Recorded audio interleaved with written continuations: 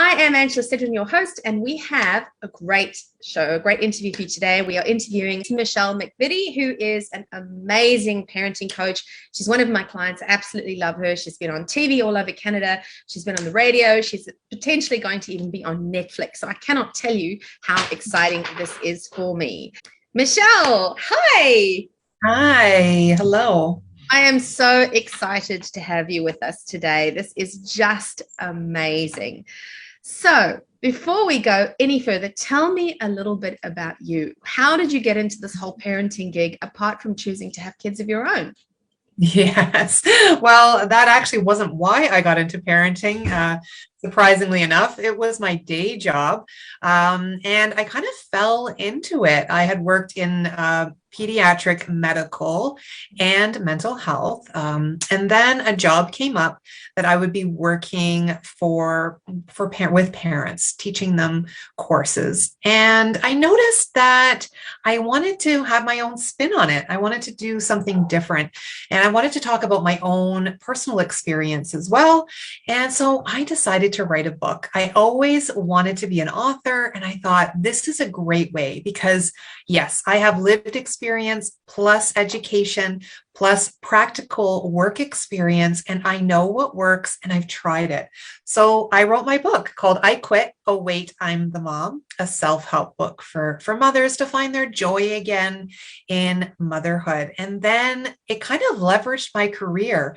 I got a spot on a local news station here in Hamilton, Ontario, Canada. And I have been their parenting expert ever since. So that was 2019. And it's been an amazing journey. I see parents one-on-one. And because of you, you have pushed me to create more content and more courses. And it's been an amazing journey. Yeah, I'm so proud of what you've achieved. And we were talking earlier about how you're potentially going to be on a Netflix documentary. And I think you said you're starting a podcast, aren't you? Well, this is the thing, is collaboration is key, isn't it? How we feel like you're kind of siloed, you've worked in corporate, and then you kind of go into your own space and you think, what am I going to do here? Well, collaboration is key. So I actually was on an Instagram Live with a woman that I met through Instagram. She's in a local city close to me. She's a teacher, but she does the alternative schooling like afterwards, the tutoring, but they do things a little bit differently. So she had me on a live and asked me some questions, had an interview. I kind of interviewed her as well. And she's like, we should do a podcast. So I think we're going to jump into this as a teacher and a parenting coach. What a great mix. And it's really my dream to be able to help more people, especially if you just need a little bit of help, right? Yeah. Yes. Well, sometimes that's all it takes. And having kids, it's when you're young and you think about having children, it's such a dream, to have this gorgeous family, and children are so wonderful. And of course, my children are not going to behave like that. My children are going to be perfect. That's right? And I think you've used this analogy with me where you feel like you're going to a Greek island or the Bahamas, and then you end up in the middle of a snowstorm in the Antarctic sort of thing, right? Yes. Exactly. So I really want to talk to you today about moms in particular, and this is something that's really close to my heart because, as I've said to you many times, becoming a mom actually makes us poorer financially. That choice for so many women takes us to a point where we would struggle financially. And I'm all about women's liberation and women starting businesses to really build a life for themselves and their kids that they would never be able to have otherwise. But as you know, it's hard to juggle a family and a business as well. That self-care goes by the wayside. Many moms feel guilty taking time away from their kids. And I'm keen to talk to you today about how we can manage that. Do you have some tips for us? Yes. And I think guilt is the number one thing that holds us back. It's our perception. And unfortunately, it is patriarchy at its worst, right? That we are meant to do it all. And women are running businesses. They are CEOs of companies. They are doing a lot of heavy lifting in the corporate world. and in their own business. And they are still expected to do all the mom things and all the wife things and all the things, right? And if we don't, we feel bad about it. That needs to stop because the guilt is getting you nowhere. And then unfortunately, what happens is depending on your distress tolerance, your organization, you sit down to do some work and you've got a little one or even a teenager. Can you drive me here? Or can we have pizza tonight? Or can we do this? And it's like, I just need to get some work done. But your heartstrings are pulled on. You feel you shouldn't be working so much. And then you're shoulding all over the place.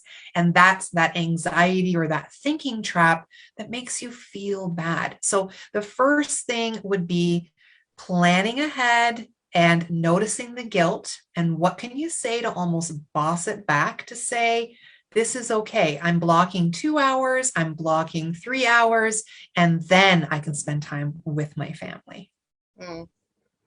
Actually, that's a good point. I think I was talking to my mother about this yesterday, how we've come so far, but we also still have so far to go. And there's so many women where we work 10, 12 hours and we come home and we still have to do everything pretty much.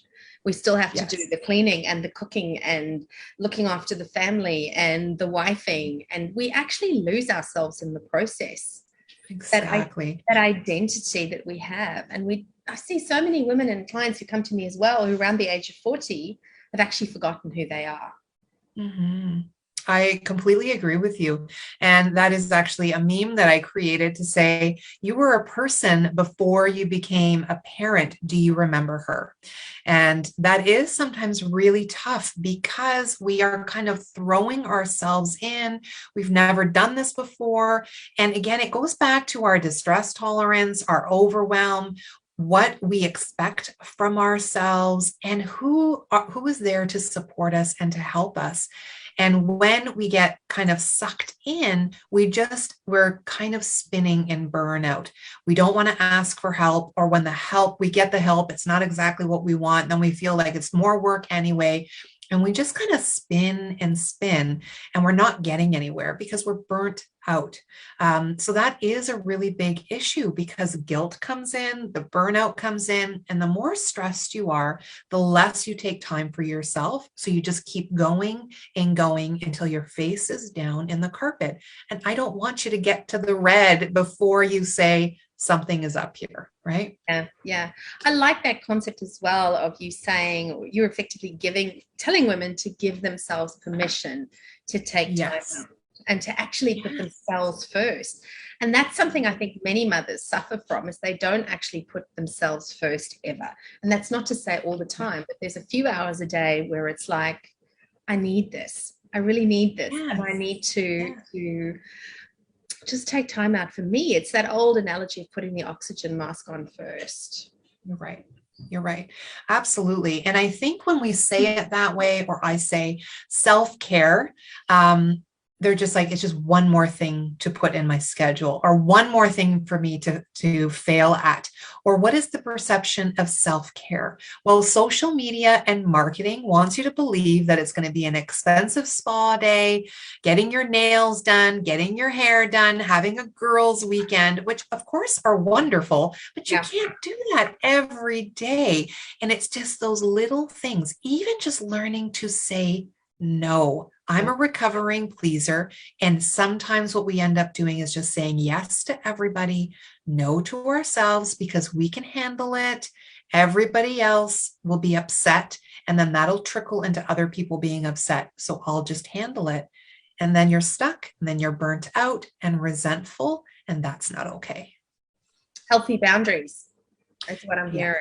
Yeah. There is one thing that I'm keen to talk to you about, and it's a bit of a taboo subject. And there's a sound going around on Instagram for reels. It says something around, tell me one thing that you'll say that you'll get a lot of controversy or hateful. And that is what happens when we actually have kids who are not easy. Kids who are really difficult, who potentially, they're the type of children where we start avoiding going out because they're going to misbehave and they're going to embarrass us. And that's really hard to manage too, particularly if you've got this business on the side as well. So what do we do? Like, is it okay to sometimes acknowledge to ourselves that we've got a difficult child? And is it our fault as a parent? I think that's where a lot of parents are feeling defeated, right? They feel, what have I done wrong? I've spoiled them. I've allowed them to have emotion when they were younger, and now they're 7 and 8, and it's still an issue. I should have stopped the temper tantrum. What have I done wrong? And we can really spin. And that's why I love my job, because I can support parents. That's why I create content to let you know that this is normal. And some children are just more work. I have a YouTube, I did one little video on exactly that, to say some children are more work. And it's acknowledging that and saying, you don't cause the issue, but yes, how you respond can perpetuate it. So what is the message that I'm giving my child when they're screaming and I just give them the candy in the candy aisle? The message is, you scream loud enough or this behavior works. And then they continue doing it. So acknowledging that this is not what you thought motherhood was going to be like, it's okay. And that's a lot of guilt too, right? Because everything should be Instagrammable and my life is not Instagrammable. So I'm a failure. And again, it's setting up a plan.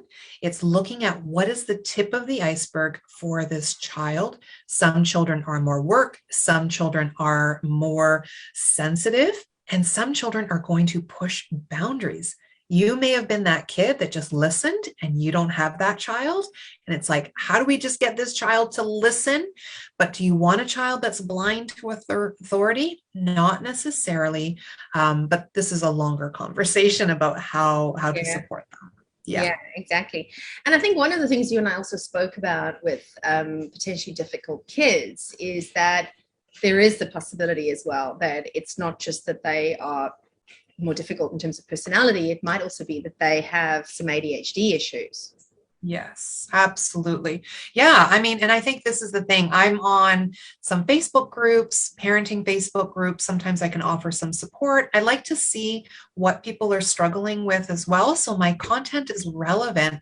And I am on one that is called My Highly Sensitive Child, which is quite a big umbrella term that doesn't really get to the root of things. So I will read things and I'm like, I think that child has anxiety, or, oh, that looks like ADHD. And it's some people, I just had someone ask me this, is ADHD just diagnosed all the time? And I said, no. I think the problem is that we were underdiagnosed for so many years. Mental illness is a stigma. It's not something that you want your child to be labeled with. So we just avoid it. And a lot of people's in their 30s are actually getting diagnosed. Or I'll be talking about ADHD and they're like, oh my goodness, I think I had it, or I have it. I still have it. And this is why I'm struggling. And then my child is struggling. But it's not being scared of it and just understanding. Because if, for example, you had irritable bowel, right? I mean, it's not super sexy to figure that out, right? You're like, oh, what is going on with me? What's the matter? But at least when you go to the doctor, you get a diagnosis. But people are scared of mental illness and mental illness diagnosis because it's shaming. There's a lot of stigma. And we're not saying, we'll give them a pill and then everything is going to be okay. We're just saying we need to understand, and what does the child need? And let's peel back the layers, because every child needs something a little different. And that's where I come in as the expert. And I think you called me the child whisperer as well, because I just get where kids are coming from, because I've worked with children for over 20 years. And I just get it. Like I will do role playing with a parent and I'll be like, okay, you be the kid and I'll be you. And then you just respond. And they're like, I can't, you have to do it, because I have no idea what my child is thinking. It's so frustrating, right? It's sort of a new service for you. You take a child for 2 weeks and then you return them completely transformed. Could you offer that? Oh my goodness. I'd be a millionaire if I did. But I feel like this is the issue, Angela, is that we are in a different parenting realm. And a lot of us were brought up just be quiet. You got nothing to worry about. You want a problem? I'll give you a problem, kid. Yeah. And it was about stopping the behavior, right? So even with puppy training, they want you to be there because they have to know who the alpha is. If the alpha is the trainer and they drop them off to you, you're not the alpha, So it's the same thing as with children. We have to pull back the layers, understand what your child needs, what is going on, what is the meltdown, why is this behavior happening, and what are we contributing to this, and how can we stop this cycle? Because to drop your children off, I know a lot of people want that. Can you just talk to my child? Yeah. And it's like, actually, I don't do that because it's from you. Even if your child is seeing a therapist or whatever, how you respond to your child or what is happening in your home can either perpetuate the issue or support the child. This is a lot of work, but dropping them off somewhere for 2 weeks, maybe for some kids, they would need that as a starter, but really they've got to go home, right? They've got to go home. And what happens at home is what's really important. They need to know that they're loved. No matter what the behavior is, they are loved for who they are. And that comes from support and working with the child, not sending them off somewhere else, right? Yeah. Although it's a nice thing to think about sometimes. My son's 27, so he's beyond that. But I still think occasionally about dropping him off somewhere for a couple of weeks because he lives at home with me. So if this is a service for older children, that would be great. But essentially what I'm hearing from you is that we need to give ourselves permission as moms, even as working moms who are super, super busy, that it's okay sometimes to not feel that we're very good at mothering. And it's okay sometimes to actually create boundaries for ourselves and say, I'm taking some time out. I need this myself, whether it's a block of time or a couple of hours. I think for me, what a lot of mothers don't seem to understand is that particularly when you're building a business, it does take a lot of work, and there will be times when you have to say no to your kids. And look, even I, as a corporate executive, when I was raising my son, there were times when he was a teenager where I actually had to go away for 2 or 3 days, and I didn't like it. I'm a sole parent, but I didn't have a choice. I had to put food on the table. Yes. I think the thing for women who own their own business is to understand that, yes, whilst you're building your business, you need to take that time out, but the life that you're potentially creating for your child and your future is going to be so much better. And we're giving you, if you're watching this now and you are in this situation, we are giving you permission to take that time out because you need it for yourself, and it's okay to need things for yourself as a mother. And your children are going to benefit from it as well. And of course, what you're also strongly saying to me is that if you're struggling with your child, then maybe just get some help. Ask for help. It's okay to ask for help. You're right. And it is very vulnerable to ask for help because I'm going to be shamed. I'm going to get in trouble. I just went to the vet, and we keep on coming back to dogs for some reason, but, I keep on bringing it back. But I went to the vet and I'm like, oh gosh, I haven't been giving the eye medicine, or like what, my dog's a little overweight. And I just kept putting it off because I didn't want to get in trouble from the vet. So to go, and I know there's a lot of stigma, and children, the behavior is focused on, and the teacher will be like, you need to go get your child assessed. You need to go take parenting courses. You need, and there's no working together. So you just take the blame and you feel the shame. So we just shut it down. And then I'm at a loss because I read all the blogs, I'm reading the books, and sometimes it'll work and then it doesn't work. What is going on? And honestly, I have worked with parents where I will say, you're actually doing everything right. It's just not mixing with your child's personality. It's not always comforting to them, but at least they know, is this the right thing? Like, should I be doing this? Do I continue? Because you have to be consistent. And especially when you're thinking, I'm not sure if this is working. And then we switch it up, and then we switch it up, and then we switch it up, and it's not consistent. And the inconsistency is what's hurting the situation, really. Yeah. Actually, it's the same with women in a lot of their businesses. They keep jumping from one thing to the next and it doesn't work. Yes. But The theme is there. exactly. But the Yeah. other thing that struck me when you were talking about taking your dog to the vet, Yeah. I remember an incident. I took my son to the doctor's at 15 and my usual doctor wasn't there. So I went and saw another one. And look, my son loves his food, right? And he's about as athletic as a toothpick. So he was overweight at that point. And this doctor just ripped into me. You know, you're the mother, it's your fault. And I'm thinking, well, my kid's 15. What am I going to do? Lock the cupboards? Mm-hmm. And I guess one of my fears as well is I had an eating disorder and I've never wanted to pass that on. My fear was always that I'd pass it on to my kid as well. Yeah. But he really shamed me, this doctor. And reflecting on raising my child on my own, I think what they don't tell you when you have kids is that you have to be prepared to walk around occasionally as a parent with a healthy dose of shame. Because there are times when, you know, you look at Instagram and there are these perfect families and these children look perfect and everything is perfect. And it's like, oh my God, I've got washing piling up and I haven't cooked proper dinner for the last 6 weeks. I just got takeout for the last 3 nights. So I think we also have to realize that we have to ignore all that stuff. There is no such thing as perfect. Kids don't come with a manual, right?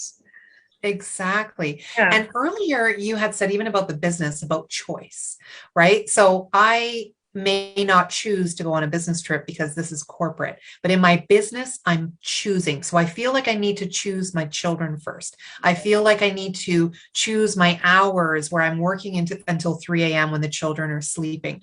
I need to choose also what I believe and what I don't believe. What other people think of you is none of your business. What's happening on social media, how many takes did that take? And I think it just all feeds into each other, Angela. And it's stepping back. Am I stuck in burnout? Do I feel like I do have a handle on my emotions and I know what to do when my emotions come up, or do I just keep spinning on the cycle? And then what happens is I get a new client that takes more time. I'm already burnt out. Then I feel the guilt. I can't really give this client exactly what I need. I'm pulled by my family, and we just keep spinning and spinning. And it's kind of peeling back the layers to say, what is going to work for me? What is not working? And even just choosing to step out of the house, because when your 4-year-old sees you at the laptop, they don't know that you're working. Maybe you put a pylon there, or you need a segregation of some kind. Maybe you're hiring someone to take the children to school or to sit with the children for half an hour, even if it's a teenager down the street, so you can get some work done, or actually leaving your home to get some work done. It's your choice. And I know there's a lot of pressure on us, but you can choose to get sucked into the guilt, to get sucked into the shame, or you can say, this is my priority, that my life fulfillment is important. And I may not put myself first because that's really tough. My kids will always come first, but I can be part of the equation. And for how many years have you not even been part of the equation? I haven't bought myself something nice. I can't remember the last time I had a bath. I'm taking quick cold showers, 3 times a week, maybe. What are those little things that you can start saying to yourself, you're worth it too? And what a great message to send to your children and your family. And then you can give back to your business, to your community, to your partner, and to your kids. I was actually working with a client yesterday and we were trying to figure out her values. She was really struggling with this exercise. And there was one thing that struck me. She is quite burnt out, this client. She needs some help. And she had, one of her values was compassion and caring and love, that sort of thing. And I said to her, this is apparently one of your values. And you've got self-respect as a value, right? But look at what you're doing to yourself. Would you treat other people that way? And she said, no, absolutely not. That's not part of my values. And yet she was doing it to herself. And I see this so often with women. And of course, there's a lot of coaches out there who make out like they have this incredible life and they work 2 hours a week and they make $6 million and I'm on holiday with my child again. And it's like, that's also not reality. They may have spent years getting to that point, but there's also some marketing spin in there as well. So it's true. Break. I really think you need to give yourself a break and also know what you need, asking for help, organizing yourself. I have poor time management. I'm easily distracted. I will see something shiny and I'm watching. So I used to try to watch TV and kind of relax so I don't feel like I'm working, but I'm working while I'm watching TV. It would take me twice as long. I would keep track. And how long does it take me? I work in private practice as well. How long does it take me to write a report when I'm cutting and pasting and needing to adjust things? An hour, an hour. It's like, oh, I thought it only took me 20 minutes. So really blocking that time and saying, I'm going to do this. And then when I'm done this, then I will go out with the kids. Then I'm going to plan and have some downtime. Put it in your calendar. And even if it's only an hour or 2 hours, what are you going to do with that time? And please don't say laundry, do something else that's going to make you feel good. Have that bath, call a friend, go outside. It can be really simple things, but it's what fills your cup. And we forget about those things. And we're just surviving instead of thriving. And then we feel exhausted and just drained all the time. Actually, that's a really powerful thing. I think a lot of women are just surviving. Yes. And then they think, oh, well, it's only another, 10 years and then my child will be grown up. But then we get to that point and we're completely burnt out and we have very little. So we have to sort of start again at that point. You're right. You're right. Yeah. And depending on the age of your children, they're going to need you more. If you have a child with that is neurodivergent, so has autism or ADHD or anxiety or learning disability or chronic illness, they're going to need more. You're going to need more of a team. You cannot do it all. Can you do it all? Maybe, but how long can you do that? And how fulfilling is it? So build your team, create your schedule, organize yourself and collaborate. I mean, the fact that I'm on here is amazing. Like, what a gift for me to be able to talk to your audience, an audience that maybe doesn't know who I am, right? And work with other people, because we don't have that competition as men do. We are about collaboration. There is just that connection between women, and there's enough clients for all of us, right? Really. And someone may not like my style, but they'll like somebody else's style, or vice versa. So who do you want to get this information from, and who do you trust? And let's build a community and not feel like you have to do it all. Yeah, that's great advice. So Michelle, how do people get hold of you, right? So I hope there are women out there watching, and if you are and you're thinking, oh my gosh, I really need help, reach out to Michelle. How can they find you? Yeah, well, I'm kind of everywhere. So if you just Google my name, even Michelle McVittie or Mom the Manager, you will find me. My website is momthemanager.ca. I have tons of free things for you to download. I have a free self-care workbook for women and moms. I have sheets on setting loving boundaries with their children. If you continue to scream at me, I cannot have this conversation. When you're calm, then we can talk. Those kinds of prompts, how to get your kids to listen. I mean, they're all on there. And then when you go to my website, you can also book a 15-minute call with me. Everything is on my website, or you can go to my Instagram or Facebook. And I also have a Facebook group called Overworked to Overjoyed. And I go live once a week, 15 minutes of giving some advice on a certain topic. And this one will be getting your kids to camps and getting your kids involved in things through the summer. Last week, I talked about electronics and how not to have a summer filled of electronics. So every week is a different theme. And I just really listen to my audience to say, what information do you need? Yeah, that sounds fantastic. Yeah. Do you have any training for husbands? Yes. Actually, I think it's great when couples come together. So whether you are a hetero couple or a same-sex couple, I am open to working with all couples because I feel like the roles, we take on certain roles. And I actually had a dad connect with me because his wife told me he needed to.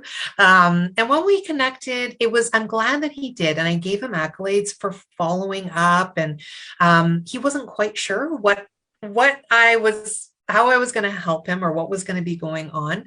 But I was able to show him a different side, how to validate, how to tap into his own emotions so he can connect with his partner's emotion or his child's emotion. And really, that's where the connection comes in.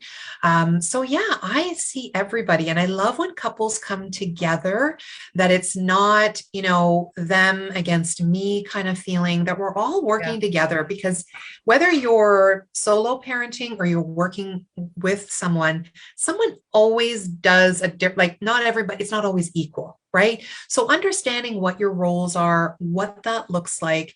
And I have one couple right now, actually, where the mother has been taking on most of the collaborative problem solving, most of the conversation, but the teen is really connected with dad, but dad hasn't been doing that so much. So guess who's going to be doing that more? And I've been training dad and coaching him on how to tap into emotion, how to get his child to open up and cooperate. And then what does that look like collaboratively? So he doesn't feel stuck in the middle between his child and his wife. So it is pretty amazing to watch couples come together and work together and just have a different angle on how they parent, because it doesn't have to be exactly the same as long as the message is the same, right? Yeah, I guess that can cause a lot of grief between a couple as well if they have very divergent ways of managing their kids. Absolutely. Yes. Every child. I mean, if you've got a difficult child and how you were brought up versus how your partner was brought up, that has a lot to do with it. You have a different distress tolerance maybe than your partner. I mean, it's really just working together instead of just feeling resentment and then not saying anything. But I feel that I'm kind of like the mediator, where I do see a lot of couples. And I remember one couple, I do a little questionnaire, and the one couple, there was like, mom was over here and dad was over here. And I'm like, ooh, I've got to meet you guys first to make sure that we are somewhere in the middle. And dad, I think, thought it was going to be the women against the men. And I said, no, I actually, I'm wanting you guys to come a little bit more in the middle here. And that's where I'm going to support you and get your child to be more independent. And it was pretty amazing what happened and how dad really was able to take the lead with a lot of things and tag in for mom, because mom had a hard time setting boundaries, and they kind of worked together. So it was pretty amazing. Yeah. When I actually asked you the question about training for husbands, I meant more, do you have worksheets on how to get him to vacuum, or worksheets on how to get him to actually put the dishes in the dishwasher? But that was a really good answer as well.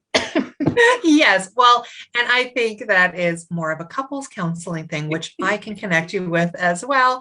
But yes, I mean, there are men that do it and there are some women that don't. So I think it's just finding your right match, and communication is key, Angela, right? And if you load the dishwasher every day, even if they leave the stuff out and you complain, just like your kids, you can scream and yell at them as you're cleaning their room.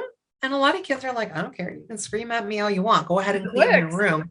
And your partner could be the same thing, or I don't do it right, so you go ahead and do it. And then this becomes the resentment and the burnout. We could talk for hours on this, really. Well, one of my favorite tactics is, I'm not going to do it right because I know you will take over. That's another one. And kids do that too. Yes, and kids know that trick too. I've talked to kids about that. Teenagers that are like, if I do it wrong, my mom takes over. And then she never asks me again. Yes, I know. That's right. Evil. That's right. Evil. Yeah, definitely a bit of evil going on there. Michelle, thank you so much for your time today. As always, it's a joy to talk to you. If you want to get hold of Michelle, you can get hold of her on momthemanager.ca. Otherwise, Google Michelle McVittie. Love your work, even though my son is raised. If I was going to have another child, which I'm definitely not, but if I accidentally did, you would be the only person I would come to. Aw, you're the sweetest. Thank you for having me. My pleasure. Have a wonderful, wonderful day, everyone, and we'll see you in the next episode.